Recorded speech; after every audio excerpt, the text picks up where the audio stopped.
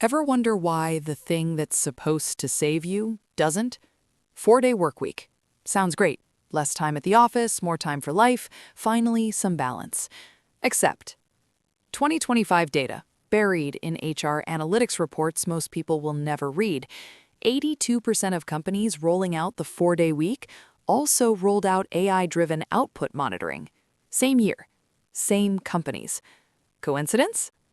Wait, burnout rates in these progressive 4-day companies are 14% higher than traditional 40-hour setups. Higher. You work less and you're more burned out. Genius. Let's actually look at what happened. The promise was simple. Work 4 days instead of 5. Keep your salary. Everyone's happy. Finally, capitalism grows a heart. Except the fine print, because there's always fine print, says something slightly different. Your KPIs? Still the same. Your deliverables? Unchanged. Your quarterly targets? Exactly what they were when you had 5 days to hit them. You just have 20% less time now. This has a name. Not in the press releases, obviously, in the internal documents, the ones HR writes for leadership and hopes employees never see. They call it compression stress. You're compressing 5 days of output expectations into 4 days of work. Totally sustainable. Here's where it gets good. The AI monitoring part, the 82%. When you had 5 days, management could tolerate some slack.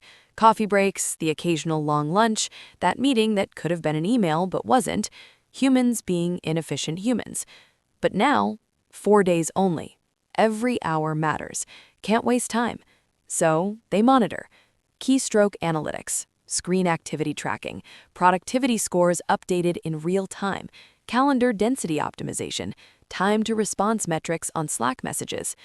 One company, big tech, won't name them, but you've used their products today, ran a pilot program, gave employees Fridays off, celebrated it publicly. Internal memo, December 2025, from their VP of People Operations, leaked 6 weeks later. The Friday off is not a gift. It is a psychological incentive to accept extreme surveillance during the remaining 4 days. Not a gift, an incentive to accept surveillance. Let's walk through what this actually looks like. Monday through Thursday, your new life. You start at 9 a.m.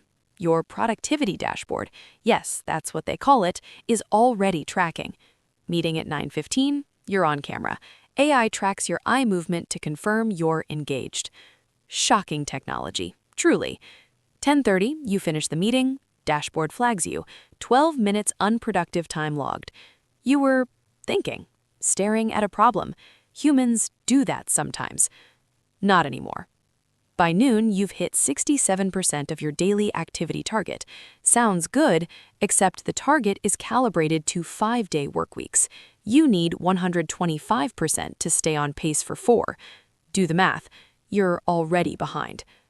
Lunch is 30 minutes, technically, but your Slack status shows active the whole time because you're answering messages, because if you don't, your response time metric drops, and that's on your dashboard, and your manager sees that, and your manager's manager is tracking their team's aggregate productivity score.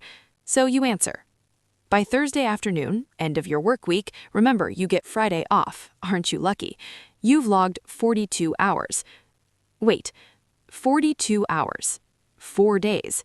You were supposed to work 32. Except nobody said the 32 was mandatory.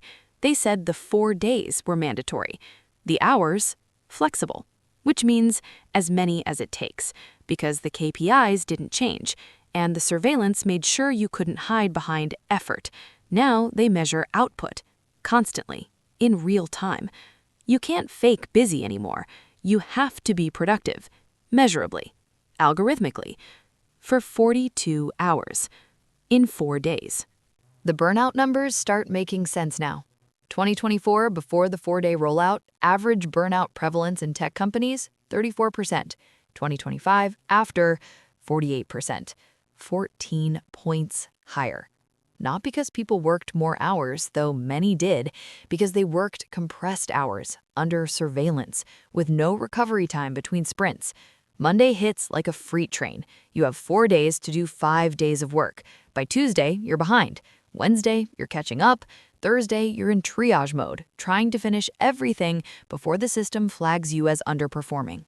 Friday, you're off, technically, except your brain is fried. You spend Friday recovering, not living, not enjoying the extra day, just recovering enough to survive Monday again. One employee, anonymous survey, large sample, published in an HR journal nobody reads, described it like this. It's like running a marathon at sprint pace. Sure, the marathon is shorter now, but you're still sprinting, and you can't keep sprinting. Predictable. Here's the mechanism they don't tell you about. Humans need slack. Not because we're lazy, because cognition doesn't work like a machine. You need time to think, to process, to let ideas develop, to make mistakes and correct them, to have a conversation that goes nowhere but builds trust with a colleague. That's not unproductive time. That's how work actually works. But AI-driven monitoring doesn't measure that. It measures activity, keystrokes, screen time, output per hour. So the slack disappears, and with it, everything that made work sustainable.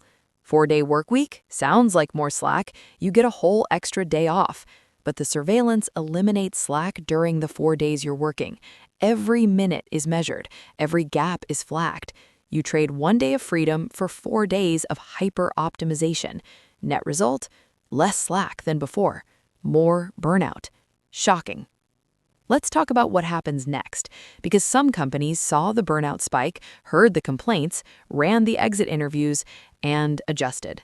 They brought back the 5-day week, kept the surveillance, 2026 data, early, not comprehensive yet, but the trend is visible, shows that companies are quietly walking back the 4-day model. Not publicly, they don't announce it, they just stop offering it to new hires, phase it out, pilot program complete.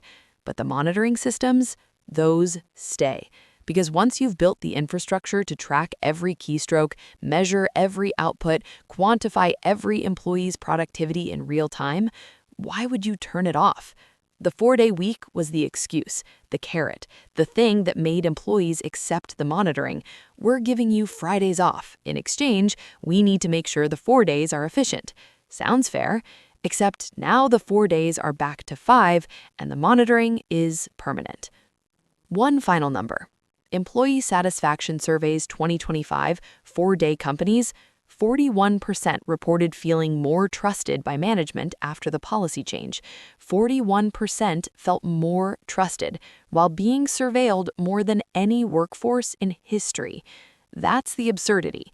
They measured your keystrokes, tracked your eye movements, quantified your Slack response times, built a dashboard that scores your productivity every hour, and you felt trusted because they gave you Friday off. The calculation's in the description. Not that anyone will check, but here's the short version. You traded Slack for a day off. You traded privacy for flexibility. You traded autonomy for efficiency. And somehow you ended up more burned out than before. 4-day work week, the future of work. Genius. Truly.